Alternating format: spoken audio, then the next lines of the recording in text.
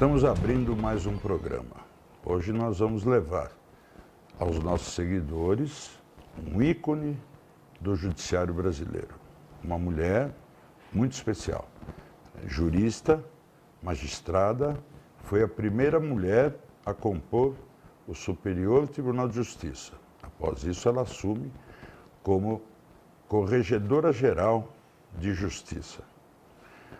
Eu tenho a honra de estar ao lado da ministra Eliana Calmon. Muito obrigado por nos receber em sua residência, ministra. O prazer é todo meu. Nós temos falado muito sobre as mulheres. As mulheres têm se destacado muito, tanto no judiciário, como na área empresarial, nas eleições, nas redes sociais. As mulheres tiveram uma participação muito grande, foram até decisivas, né, nesse processo. E a senhora, como um ícone, a senhora é a primeira mulher a assumir como ministra no Superior Tribunal de Justiça, né? Nós queríamos conversar sobre essa ascensão, sobre o que a senhora enxerga desse movimento, que as mulheres têm crescido cada vez mais. Muito bem. Na realidade, já era tempo das mulheres brasileiras começarem a tomar, assim, uma posição que nós hoje chamamos de empoderamento, que são os cargos mais altos na hierarquia dos três poderes. E é muito interessante a forma como eu cheguei ao Superior Tribunal de Justiça. Eu sempre estou contando porque o que eu quero demonstrar com isso é que, politicamente, houve um amadurecimento para que as mulheres chegassem ao topo do Poder Judiciário. Porque em 1995 o Brasil estava se preparando para ir ao Congresso Internacional de Mulheres, que aconteceu em Beijing, na China. E quando começaram a fazer uma pesquisa, eles verificaram o seguinte: no Brasil, as mulheres estavam alcançando o ápice das carreiras no executivo e no legislativo, mas no judiciário eles ficaram alarmados, porque eram muitas as mulheres que chegavam ao judiciário pelo acesso de concurso, mas não conseguiam chegar aos tribunais. Muito poucas mulheres nos tribunais intermediários e nos tribunais superiores, nenhuma mulher. E a partir daí as feministas começaram a pressionar o presidente da República, que à época era Fernando Henrique Cardoso, para que ele corrigisse esta grande distorção. E a partir daí foi assinado um termo de compromisso, onde ele se comprometeu com os movimentos feministas que colocariam mulheres nos tribunais superiores. Exatamente foi neste momento que eu cheguei, porque a falta de acesso das mulheres era de tal ordem que as mulheres nem se candidatavam a vagas nos tribunais superiores. De forma que eu me candidatei, nesse momento eu me candidatei e consegui imediatamente entrar na lista no tribunal e ir para a escolha do presidente da República. Ele, então, cumpriu a promessa me colocando no STJ e um ano depois ele colocou a ministra Ellen Grace no Supremo Tribunal Federal. Então, esta é a forma como nós chegamos, nós mulheres, chegamos à cúpula do Poder Judiciário.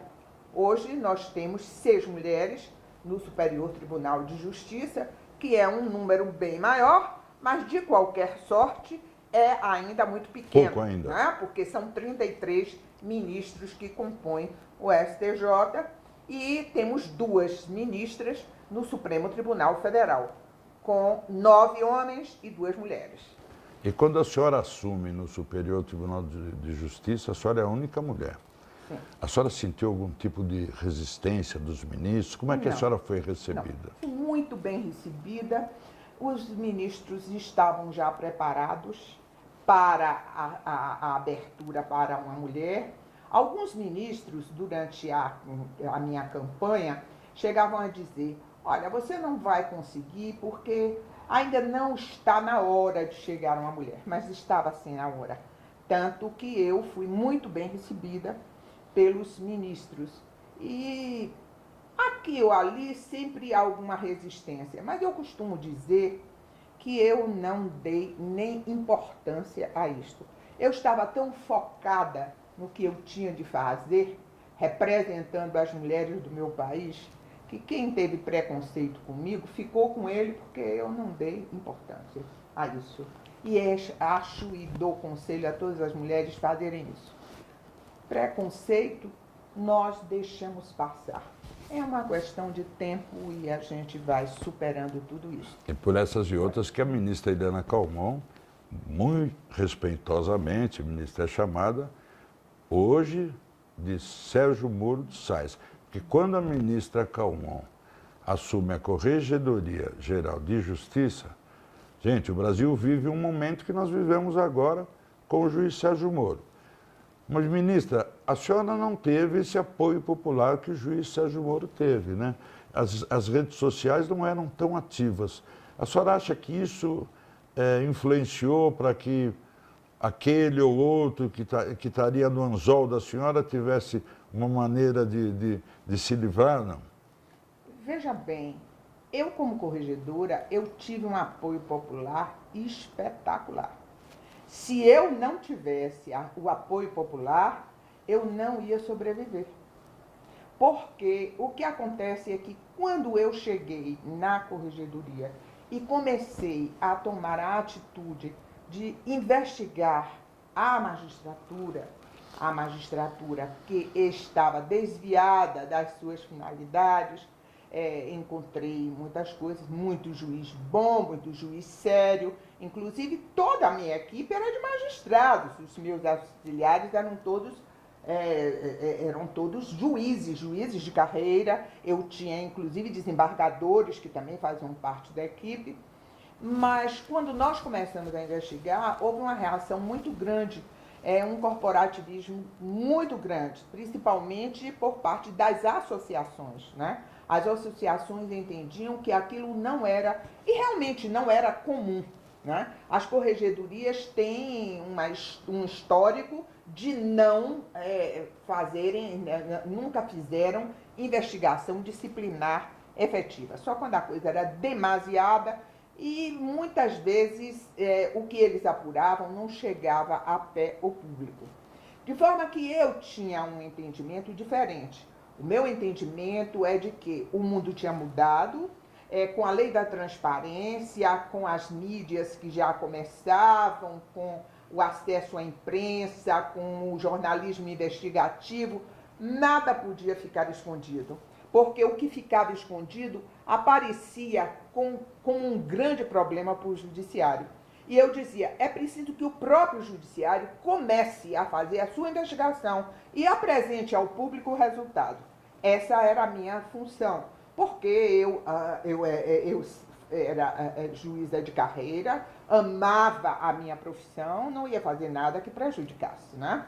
Mas o entendimento foi muito desastroso, porque terminaram as associações se reunindo e entraram com uma queixa-crime, uma representação criminal contra mim junto ao Procurador-Geral da República. Isto era dezembro de 2011. Seriam criminosos entrando com representação criminal com quem toma conta do crime, não? Não eram os criminosos, eram as associações de classe que protegeriam os criminosos. Protegiam, dizendo que eu estava quebrando o sigilo fiscal da magistratura, porque eu usei o COAF como auxiliar. O COAF, que agora está tão em moda, todo mundo está falando do COAF. O que a senhora achou dessa divulgação do COAF? Eu achei que é o normal, é uma atividade normal deles, né? Mas a senhora acha que tem coisas que eles não veem também? Coisas grandes? Muitas coisas não pode ver, porque a equipe é muito pequena, o COAF tem uma equipe pequena, e eles visam mais os servidores que ficam mais em destaque. Como, por exemplo, a Alerj, né? A Alerj está na crista da onda, porque o grau de corrupção é muito grande, de forma que eles focaram para ver o que é que tinha no COAF. Agora, o COAF, o que tinha lá na Alerj. Mas, quando eu assumi, o entendimento é de que eles entregam resultados sem nomes, não existem nomes. Porque agora eu estou vendo que estão os nomes sendo divulgados. À época, o COAF me dizia o seguinte: está havendo transações atípicas em tal tribunal.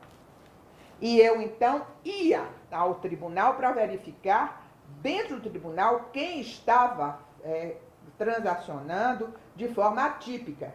Mas eles não davam nomes.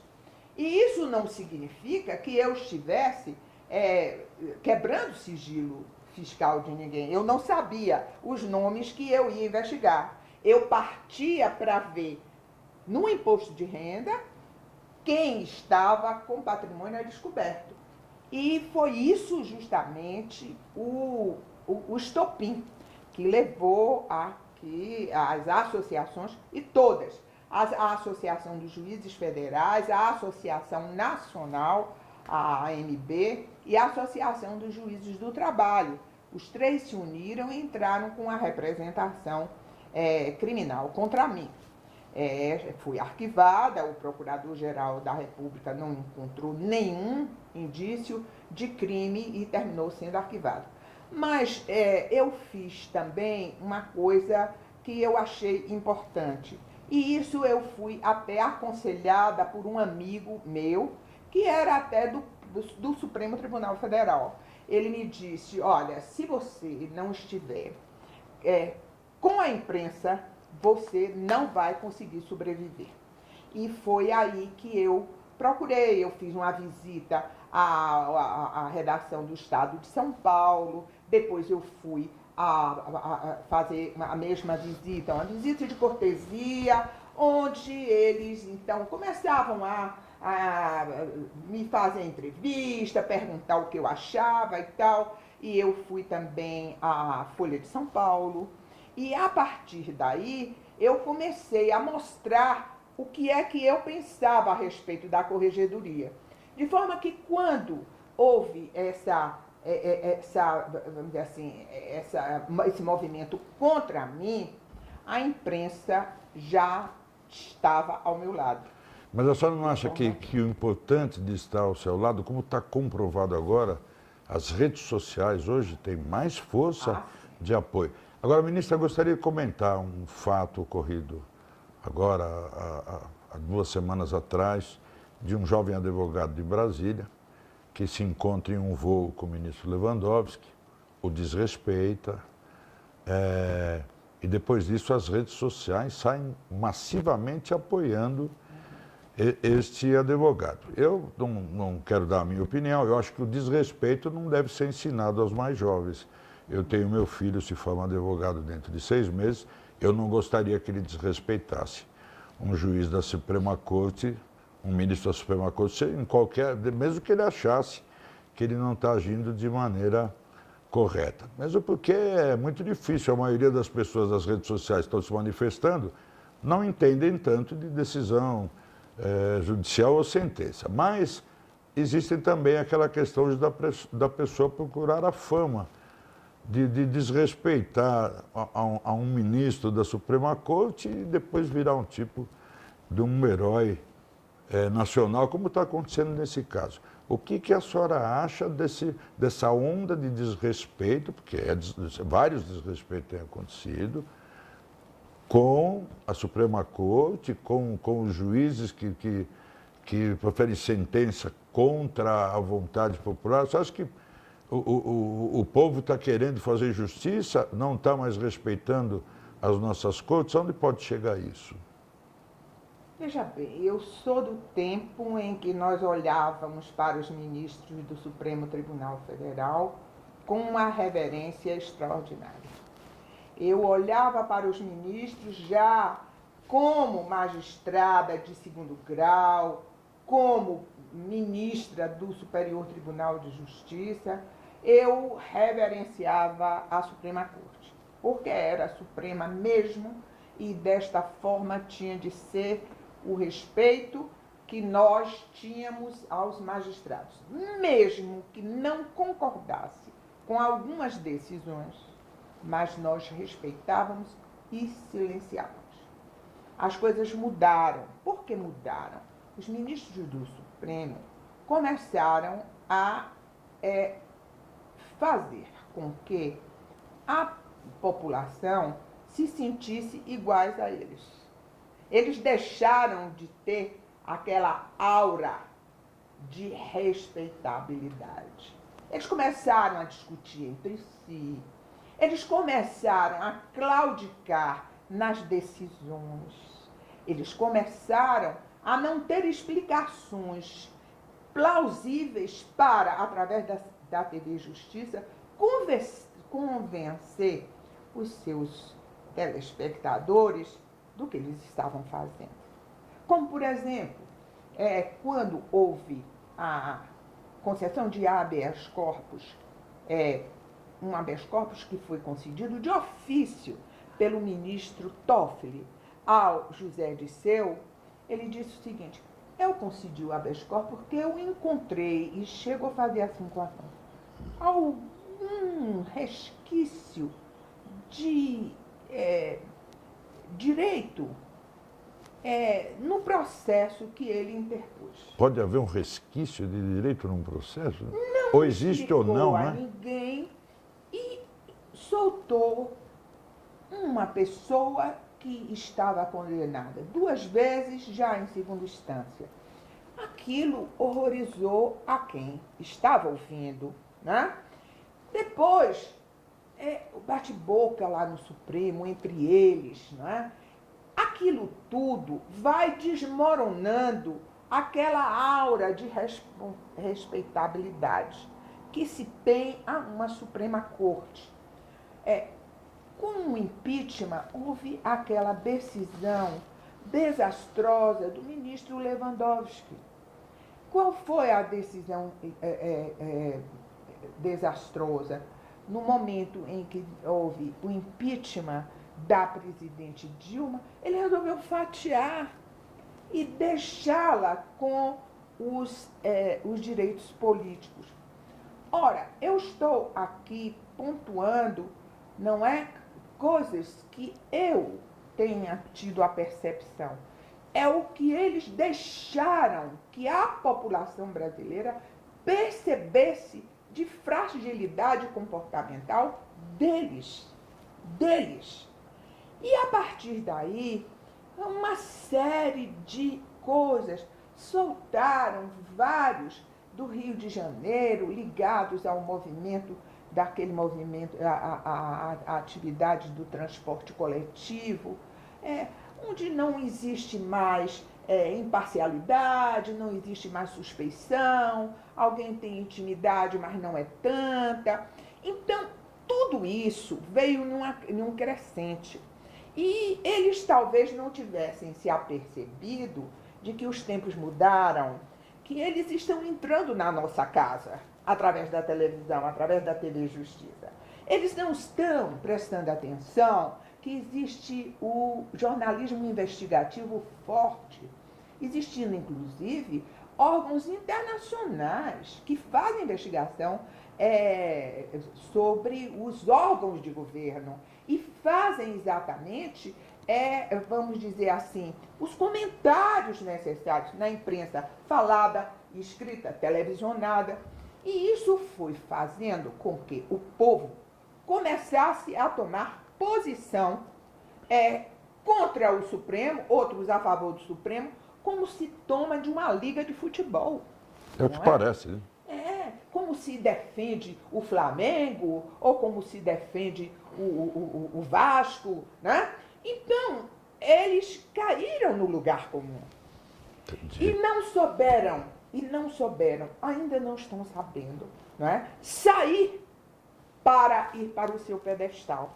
Como eu disse mesmo a um ministro amigo, quando o filho do presidente eleito, falou que para fechar o Supremo precisava de um cabo e um soldado, e eles ficaram muito indignados. Um dos ministros chegou a dizer, vamos entrar com um inquérito. E um dos ministros, eu conversando, eu disse, vocês não precisavam ter descido a escada da Suprema Corte para se sentirem tão ofendidos com a bravata de um menino desmiolado, que não vai acontecer nada, porque vocês são Supremo Tribunal Federal, estão garantidos constitucionalmente. O que é que vocês tinham de fazer? É como aquele pai que olha a indisciplina de um filho de um amigo e diz o seguinte, é um louco, nada faz.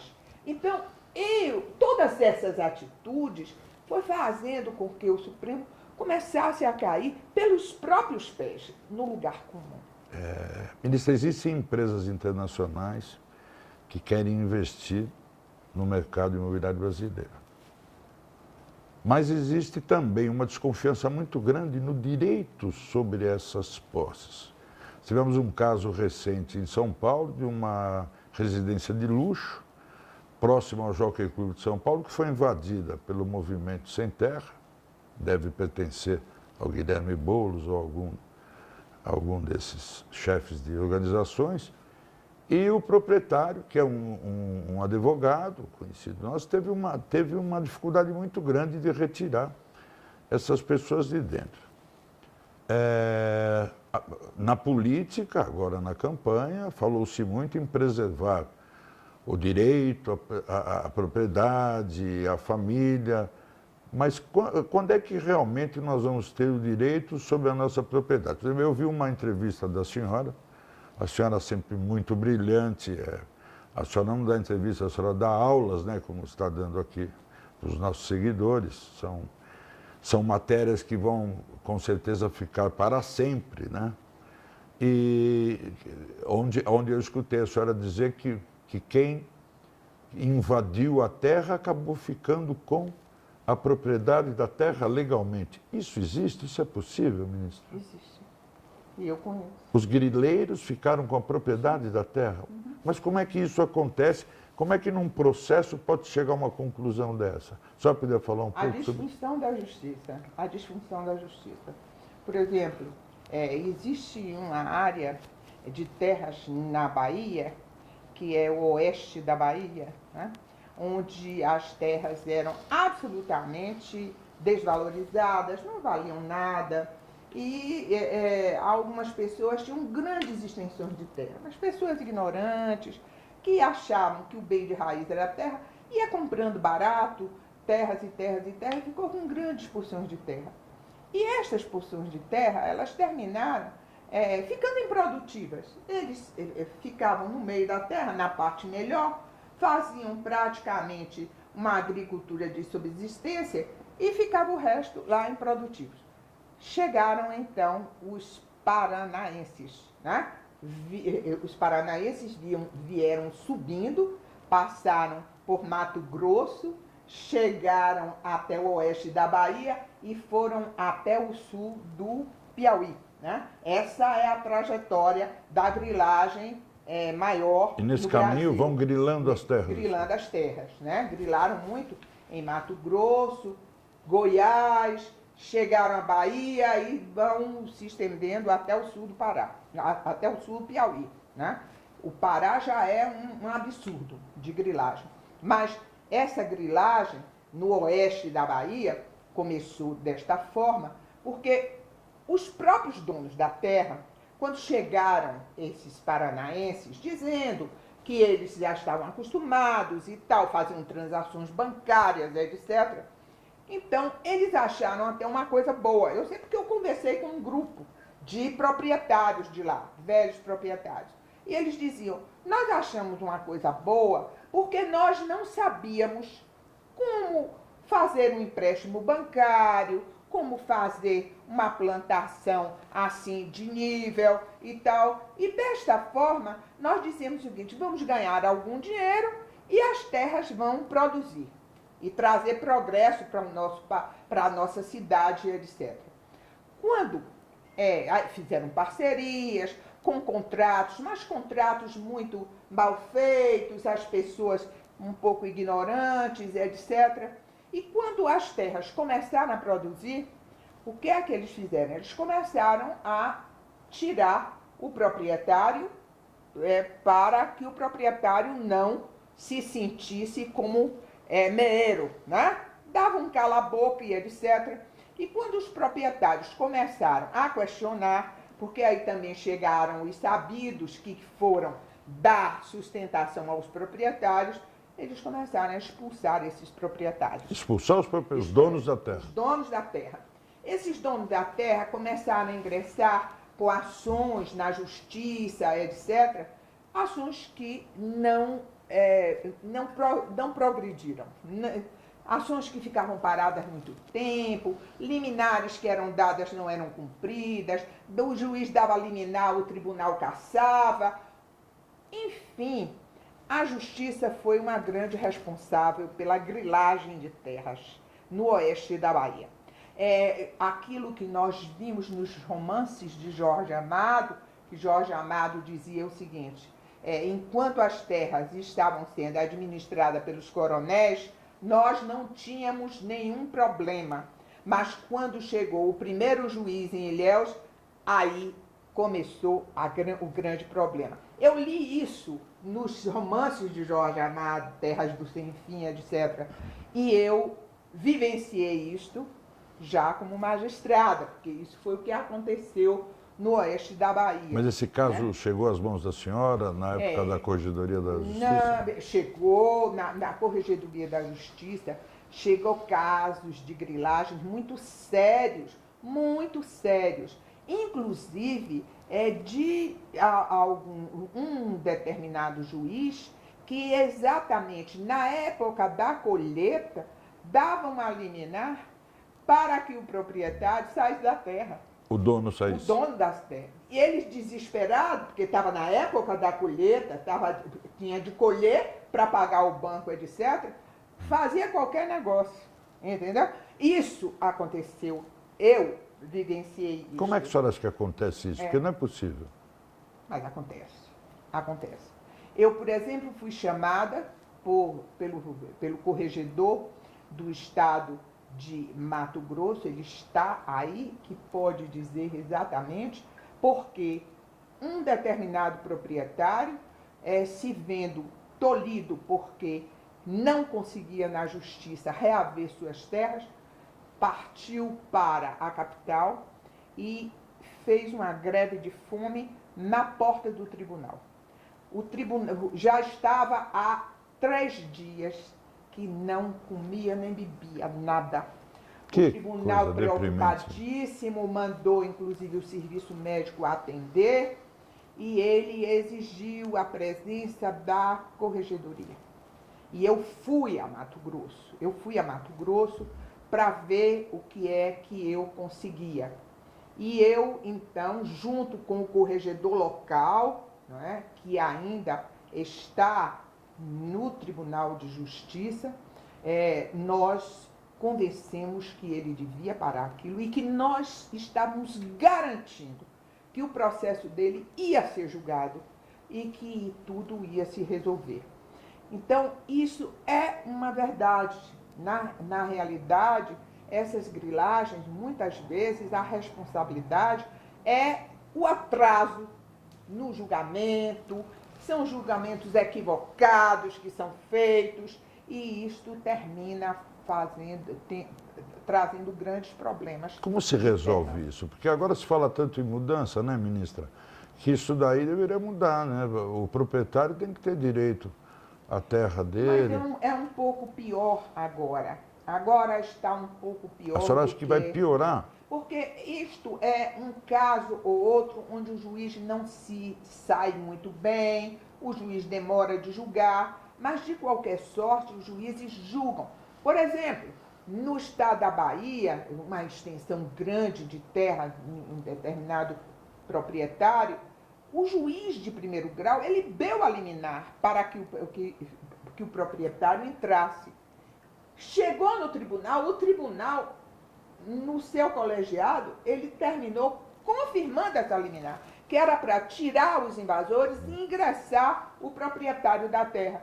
E um desembargador recebeu um mandado de segurança, deu uma liminar e mandou caçar essa reintegração. Isso é fato concreto, tem um número de processo, tudo. E o que aconteceu? Essa reintegração, que foi atropelada por uma liminar mal dada de um desembargador, que atropelou até uma decisão colegiada, quando chegou ao meu conhecimento, tinha 25 anos que os grileiros estavam na terra e o homem fora da terra. 25 anos que o proprietário não conseguia Não reintegrar? conseguia. Ele foi colocado fora da terra dele, tomou uma surra, chegou a perder uma vista e foi para... Isso foi relatado, logicamente? Tá tudo Tomou uma surra? Tomou uma surra. Mas também não influenciou em nada? Não. E o tribunal agora é que mandou tocar esta ação. Quer dizer, tem 2 anos atrás que o tribunal mandou tocar esta ação que ficou parada há 25 anos. Não é possível isso. Isso. E o pior é que o grande problema que aconteceu, porque, na realidade, eles falsificaram títulos nesses 25 anos, deram a terra em garantia, tomaram empréstimo do BNDES, né? Em cima da terra de outros. Em cima da terra de outros, né? Esse é A gente não caso consegue que eu tô tomar empréstimo no nosso banco, pessoal, mas eles são competentes, né, ministra? Mas tudo com os títulos. O criminoso sempre os é, né? Os títulos são todos falsificados, né? Inclusive, eu achei muito interessante, porque só nessa época foi que eu tomei conhecimento, porque a gente diz, grilagem, é grilagem. É grilagem, a gente não sabe. O senhor sabe qual é a origem da grilagem? Esse termo grilagem é o seguinte, é porque eles fazem os documentos falsos, colocam em uma caixa com diversos grilos, e os grilos as fezes do grilo vai fazendo com que o documento ele fique amarelado, e ele fica como documento antigo. Por isso que se chama grilagem, em razão justamente desses documentos terem sido amadurecidos ou envelhecidos com as fezes do grilo.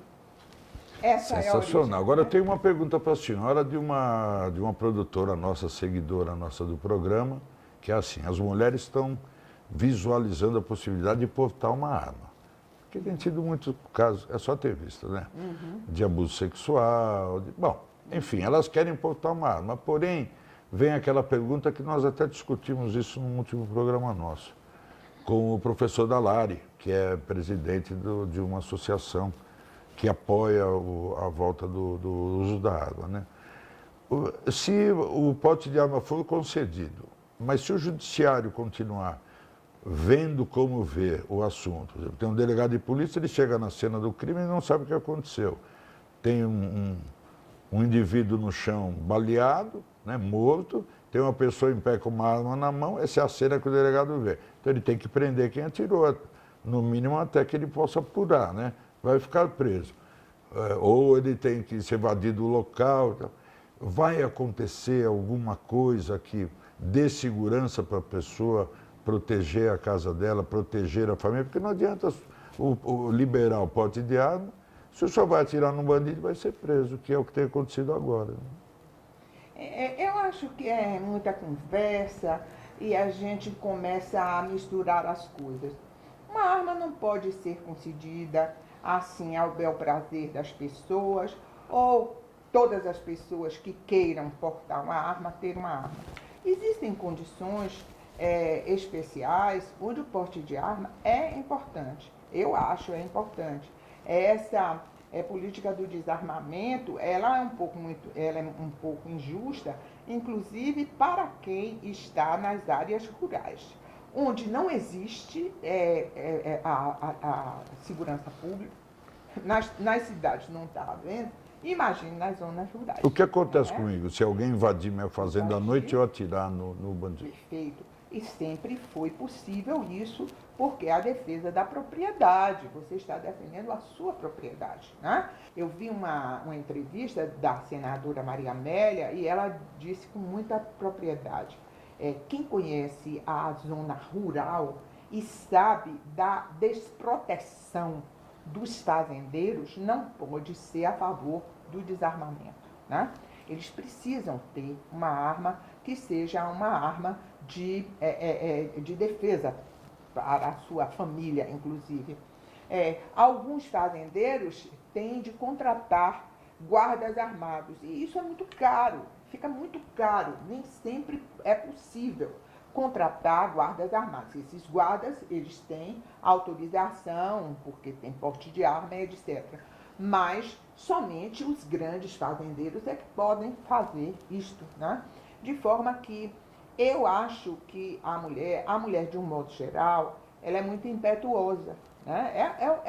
Da própria biologia da mulher, né? A mulher, ela é muito impetuosa e fica muito indignada com estes crimes de assédio e de violação, o atentado violento ao pudor, etc. E de forma que, se portar uma arma, eu acho sempre muito arriscado, né? Reagir a um bandido, né, que não tem a perder. Né? A arma mais significativa para a mulher é a opinião pública. A opinião pública precisa realmente conhecer a realidade da mulher, que não é firula, nem é frescura de mulher quando se fala desses crimes de assédio, porque na realidade isso machuca muito o amor próprio, a indignação da mulher é muito severa e isso é preciso que a opinião pública tenha consciência disso e essa é a maior arma da mulher. Ministra, ainda tomando um pouco mais do seu tempo, né? Nós temos a juíza Gabriela Hart, que substitui o juiz Sérgio Moro, que hoje é aclamada nas mídias sociais. E parece que está surgindo uma nova Eliana Calmon, né? Mas agora com apoio das mídias sociais. A senhora tem acompanhado o trabalho dela? Tenho. O que a senhora tem a falar como sobre ela? brasileira, como espectadora política, como magistrada de carreira, eu só posso aplaudir, é uma juíza séria, uma juíza que não é midiática, né? Faz um trabalho competente e realmente ela está à altura de quem ela está substituindo, que foi o Sérgio Moro. Eu tenho admiração. Aliás, eu quero dizer que nós temos muito bons juízes, inclusive na 4ª região, que é a região do Rio Grande do Sul e do estado do Paraná e de Santa Catarina, não desmerecendo absolutamente as outras regiões, mas esses magistrados são magistrados, principalmente a magistratura federal, ela é de muito boa qualidade. Os candidatos à magistratura reclamam muito da dificuldade do exame, né? Queria que a senhora mandasse uma mensagem, especialmente às mulheres. Hoje nós estamos falando das mulheres, e vamos falar em outras ocasiões também, né? Que estão estudando e lutando para conseguir um espaço na magistratura. Queria que a senhora, que é um ícone do judiciário brasileiro, e antes da entrevista com a ministra Calmon, a gente já sabia o que iria enfrentar, né?